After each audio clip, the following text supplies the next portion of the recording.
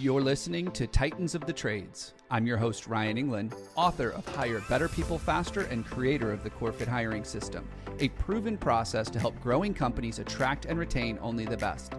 I'm on a mission to revolutionize the perception of the trades and elevate it to new heights. After growing up in a blue-collar family, my passion for making the trades cool again runs deep. If you're a Titan in the industry and want to be on my show, stick around until the end and I'll reveal how you can be my next guest.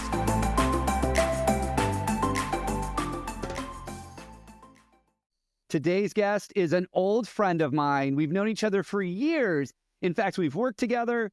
I've talked to him about his book, which, by the way, is an amazing book. If you have not read Blue is the New White, you need to check it out. Great way of looking at the trades and the industry and what we've got to do to really solve our labor crisis. Welcome back to Titans of the Trades. I am your host, Ryan England, and I am going to sit down today with Josh Zolin.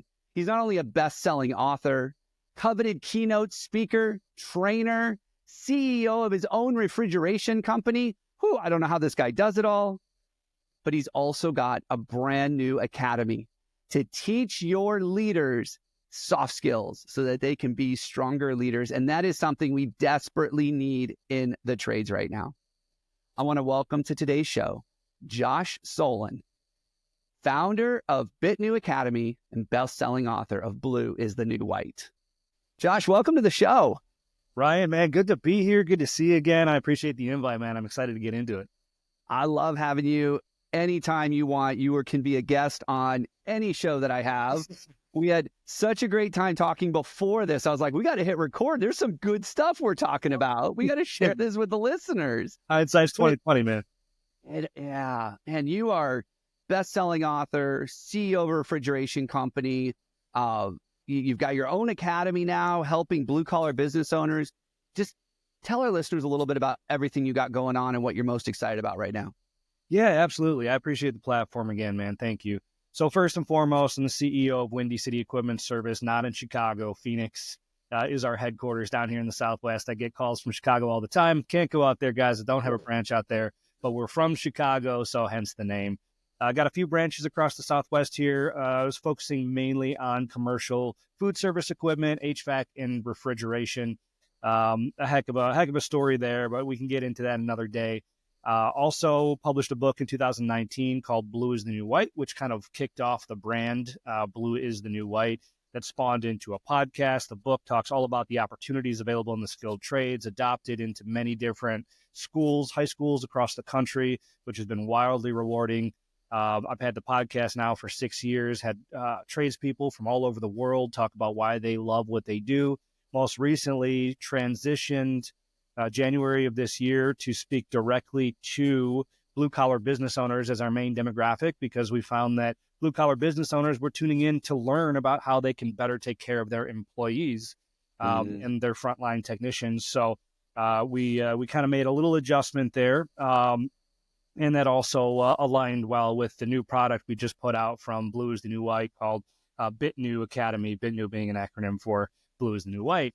Of course, focusing right now specifically on employee development for blue-collar business owners in the skilled trades, right? And really aiming to create alignment between the front line, the technicians, and ownership or leadership, because we all know that if everybody's rowing in the right direction, if it's in the same direction, you can get to your goals faster.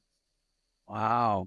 So what was some of the big challenges that you saw? I mean, a lot there that you're doing, a lot to get back to the trades. You made this shift in January to really focus on the owner, and you've got this academy now. What were some of the challenges you were seeing in the marketplace that made you go, I need to help them solve this problem? Yeah, man, that's a really great question. So we all know that there's a skilled labor shortage, right? We've been hearing this, for years and years at this point. And so that was the main driver of it, because at the end of the day, I would talk to my dad here in our business at Windy City, and we would always say, man, we can either find people with character but no skill set, or skill set but not great character, right? Yeah. And my dad was the epitome of, well, you can't teach character. And so, you tell an entrepreneur that you can't do something, and what does the entrepreneur do? And so I really kind of leaned into that. And I said, well, what if we could? What if we could teach character? What if you could develop character in the same way that you develop leadership, right? Anytime you're elevating somebody in your company from a frontline to management or management to executive, they go through leadership training of some kind, management training of some kind, and oftentimes it works wonders to develop them. So why not start at the front line before there's ever any intention of putting them into a leadership role? What would the result of that be if we could successfully do it? Well, the result is, incredible character. So, if that was the challenge that kind of led to the idea to start that academy. Wow. So you decided to not go the same route that everybody else is going. How do we attract people into the trades? You are getting involved with the schools with the book and everything else, but you're like, no, let's solve the really hard problem to solve. Let's teach people to be better leaders and to have better character and everything else. And I imagine that it not only creates better, stronger leaders for your team, but the depth in which the loyalty goes has got to be incredible, because most people are looking at these guys going, you're just a blue collar guy. Why invest in you? Right there. That's that mindset. That's what they hear. And you're like, no, you have so much potential. Yeah. We just tweak this and do this, it will be a game changer for you. So I imagine the loyalty that these companies that are under your guidance are seeing is got to be off the charts. Yeah, and you hit the nail on the head, Ryan. It's an appreciation thing. The blue collar skilled trade workers, the frontline technicians, not a lot of people pour into these guys. And if you can be one of the business owners that do, you will earn that loyalty. There's just no question about it, because these are skills above and beyond their hard skills, right? Their technical ability that they can take with them and implement into any single area of their life, within their family, in their friend group, at work, obviously. But these skills like communication, conflict resolution, right? The ability to teaching is a skill, Ryan. And so if these people haven't been taught to teach, which sounds funny saying it out loud, right? Yeah. But, it truly is an art form. Especially with the next generation up and coming into the trade. So, there's just so much value in the technicians, and frontline employees truly appreciate that from an ownership of a blue collar business. So I hear what you're saying, and the skeptic in me is going, yeah, but blue collar, they don't change fast. They don't change often. They're going to be resistant to this. There's no way you're going to convince that superintendent that's been in the industry for 30 years to start teaching or leading with a different type of care. Sorry, the skeptic's coming out, Josh. So what do you say to that? I say, how valuable do you want to be? Because at the end of the day, Ryan, the academy is meant for blue collar business owners to implement for their team, but it's also for the team members to ensure their success. Because the biggest reason that somebody is passed on for a promotion is usually because they don't have the soft skills to warrant it, right? That's why it's so hard. We hear about this Peter principle all the time. Oh, that technician is a great technician. We should put him into management. And as soon as you do, he fails. He falls flat on his face. Yeah. Right. We've seen that 1,000 times. But it's not my fault. It's his fault. Of course not. It's his fault. It's his fault. So this is an alignment piece, and truly for the employee, it is creating value. And so, if you can explain to that 30-year foreman that, hey, listen, there's another step of the ladder for you that can come with more money, more recognition, less hours, maybe. Depending on what it is, you know what I mean? It's unique to every business, but they need those soft skills. They need that ability in order to even consider that. Yeah. And I think soft skills, this is what I heard someone, a CEO tell me one time, that's the woo-woo stuff. Like that's the fluffy stuff. Yeah. We're tradesmen. We don't need that. That's right. That's right. And then I have to remind them, I'm pretty sure you have human beings working for you. Yeah. And human beings need that stuff. They need it. And Ryan, at the end of the day, too, we have to be honest with ourselves that this generation of blue collar workers is aging out. Yeah. Right. And it's not to sound mean or anything, and part of this is hoping that we can keep them in the industry longer, right? By way of making them teachers and then pouring into the next generation who value soft skills a lot more than the generation that you're talking about. And that's just the cold, hard truth. Yeah. Yeah. So, I mean, especially the older guys, and not to knock the older guys because they're amazing. And I think a lot of them are amazing teachers if they just had a little bit of those extra skills. Like they have the knowledge, they know how to transfer that knowledge. They just have to do it in a way where people want to receive it. And that's what you're talking about. That's right. Creating that for them. And I see that a lot of what's happening in the industry, or what really needs to happen faster in the industry, is we've got technology. The younger generation grew up without cords on their phones. They grew up with the information at their fingertips where they're like, hey, Google, and that was it, right? And we have to be better, stronger leaders to adopt these things, take on this new technology, take on these new challenges if we are going to survive. And I'm sorry, but the world cannot survive without our blue collar brother and sisters. Like, they could not happen. No, absolutely not. Robots and AI are not going to be out there laying infrastructure anytime soon. And you're absolutely right. And to that point, right, the technology point is, that's why we've created the platform in a way that's kind of self-paced learning, but it can be done on your phone. It can be done in front of a computer, and the production quality and actual flow of the course is so user-friendly and so simple that anybody can do it, but it's still intriguing and engaging, and it makes the learning something that people actually want to do. I love that. I also don't hold back with what I also don't hold back in my vernacular a little bit. And listen, I walk that line. It's PG-13, right? Right, PG-13. But I can't. My passion comes out in the course with how badly I want to help create that alignment, if that makes sense. Yeah. Yeah. And, I think a lot of people out there in the industry, they want this. They want that leadership development, those soft skills. They want to be better at transferring the knowledge, because you said this current generation's aging out. There's going to be a lot of tribal knowledge that is going to leave with them. That's right. We're going to have entire sectors in the trades that have lost generations of things that they've learned and ways to troubleshoot and ways to think about it. And we're going to rely on computers and other people from other industries, and it's just never going to be the same. My dad has a 1972 Ford pickup. That thing is a tank. They don't build stuff like that anymore. You know why? Because it's all automated. It's all robotics. It's all, how fast can we go? And I'm afraid that if we don't capture a bunch of that tribal knowledge, we're going to forget.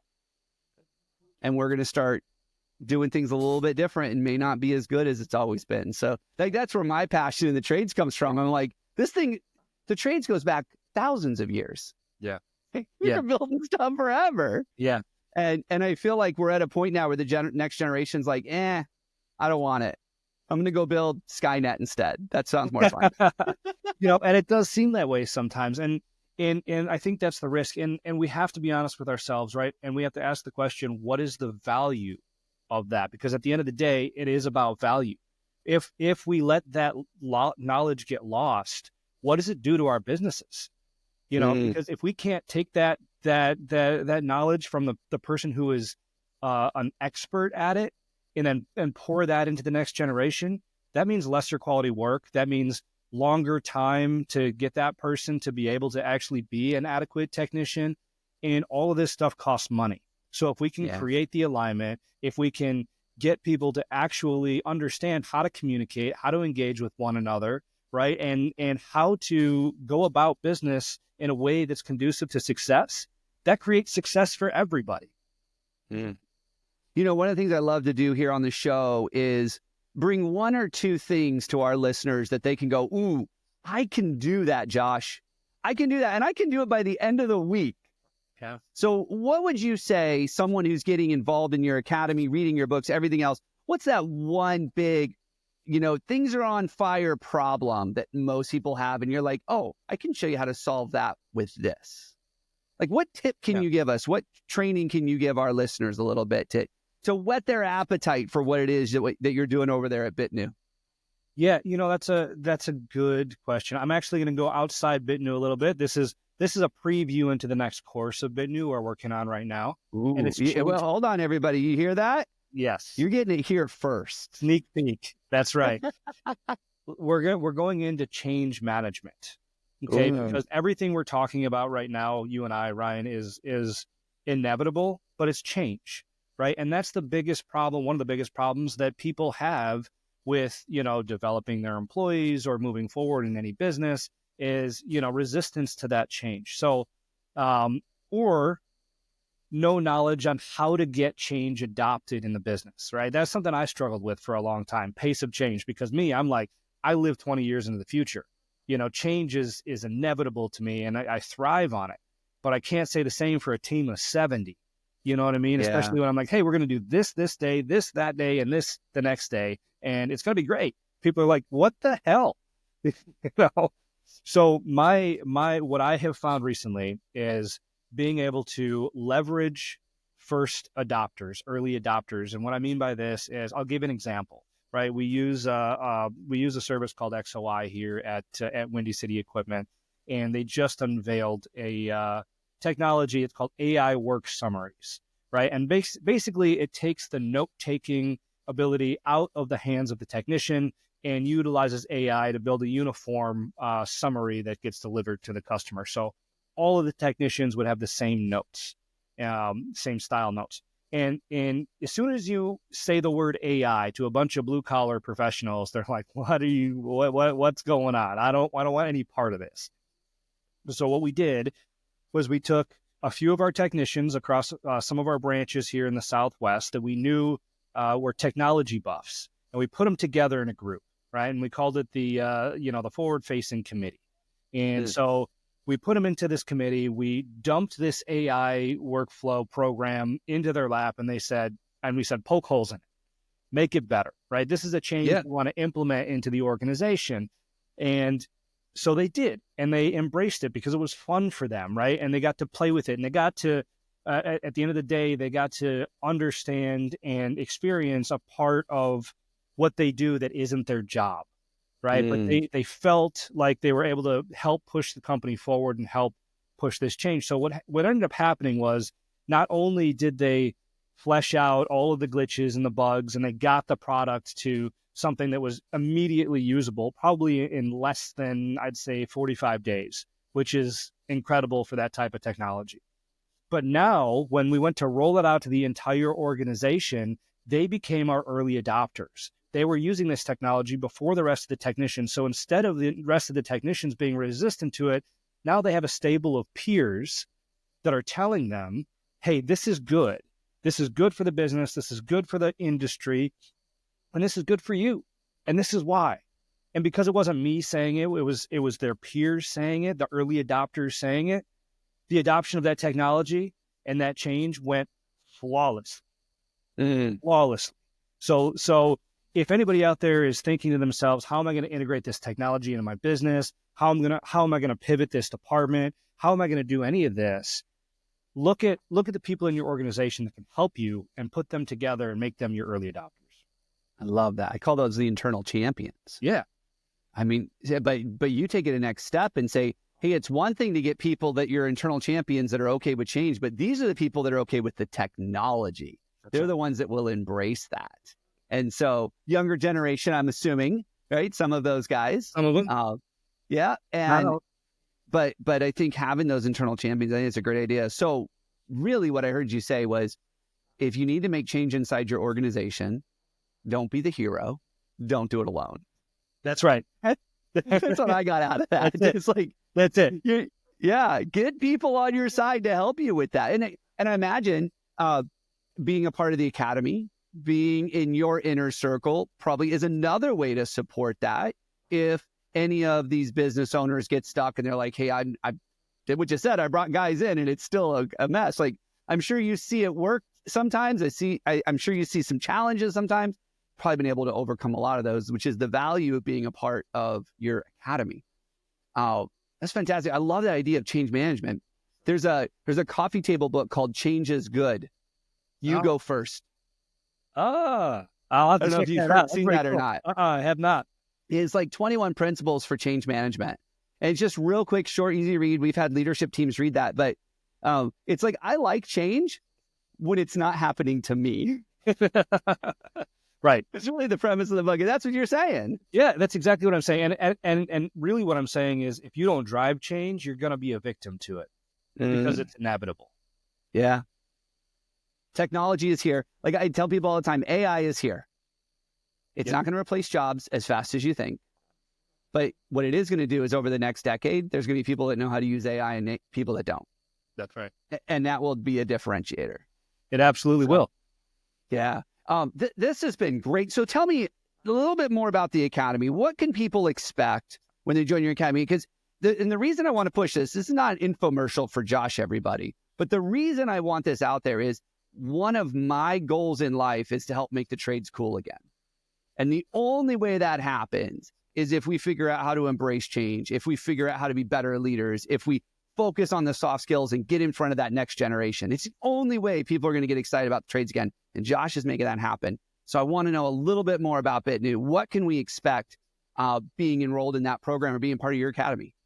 Yeah, no, I appreciate the question, Ryan, and thanks for kind of setting the tone there, because at the end of the day, it's a way to elevate not only the people inside the trades, but the people who develop those people inside the trades, right? And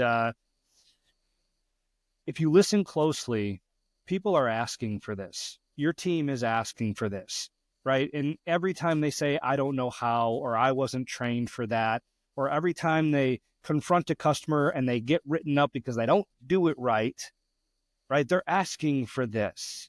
And so really what we can expect, it's a very easy platform, and that's by design, right? Because I know the value of business owners' time. I know the value of tradespeople's time. Time is, I always say, you can't lend time, you have to give it, right? And so I have to create something worth somebody's time. And so essentially, from a purchase standpoint, we have special packages. It's real easy to purchase. We've got a financial section. We've got a soft skills section. Soft skills called Blue Collar Hero. The financial is Frontline Financials. And that one's really, just kind of trying to create alignment again with Frontline to get them to understand how their actions every day impact the bottom line of the business, because you as a business owner want that, right? You don't want to give them too much information and show them, hey, these are all of our profits, right? Of course, but you also want them to know exactly what they do every day and how that contributes or takes away from profitability, which contributes to growth, which contributes to their success ultimately. So, but once they enter the course, it's very self-explanatory. You've got video lessons, quizzes after each lesson, right? I think Blue Collar Hero is, I don't want to underestimate it, but probably close to 35, 40 hours worth of content. Frontline Financials is a little bit smaller. I think that's 20 hours of content, maybe a little less. There's certificates after each course, and we're constantly building. There's also communities within, we talked about early adopters, and you call them champions within the organization, Ryan. And so within the platform, there's a community that you can either be an enclosed community, which is just inside your own organization, or we can open it up so they can communicate with other people outside of your organization, which, by the way, could be a good retention and recruiting tool if you use it that way, right? But that also creates this collaboration within the organization that we found that almost acts in itself as a driver for adoption for the rest of the business as well. So, a lot of cool different aspects of the Academy. All of it is accessible, like I said, from anywhere in the world, computer, tablet, phone, whatever you want. Yeah, I'm glancing at it right now. I'd be honest, I was checking out the website when you were talking about it, because I was like, there's probably some cool stuff in here. And Josh probably is going to be a little humble and not really tell us some of the cool stuff. There's some cool stuff on here. If you guys haven't been to BITNW Academy, you need to go check it out. But one of them that one of the topics that I think is really important is conflict resolution.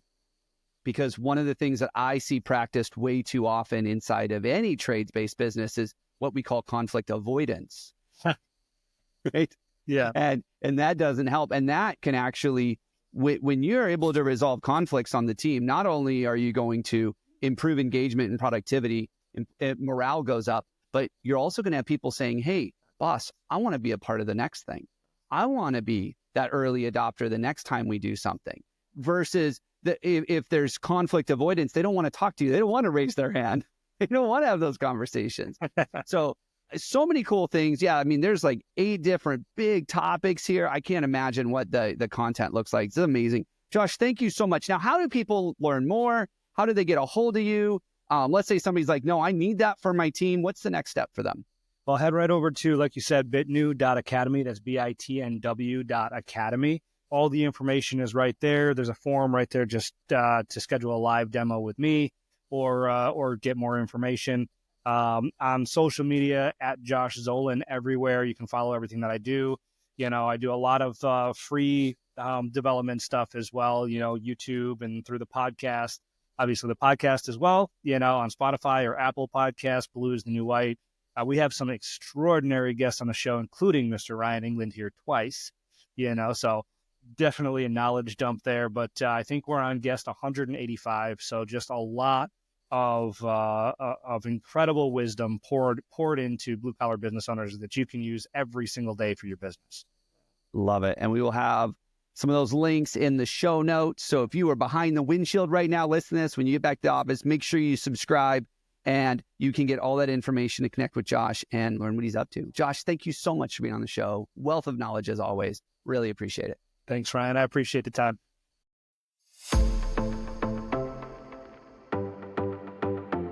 Ryan England here. Thank you so much for listening to Titans of the Trades. If you're a titan in the construction, manufacturing, or skilled trades industry and would like to be a guest on my show, please visit podcast.corematters.com. If you found value in this interview, would you share this episode on social media? Just do a quick screenshot on your phone and share it with a friend or post it on social. And if you know someone that would be a great guest, tag them on social media to let them know about the show and include the hashtag Titans of the Trades. I love seeing your posts and guest suggestions. We are regularly putting out new episodes and content. To make sure you don't miss any episodes, click the subscribe button. Your thumbs up, ratings, and reviews go a long way to help promote the show and get me one step closer to solving the labor crisis facing the industry. Want to know more about how we're doing that? Go to our website or follow me on LinkedIn. Thanks for listening.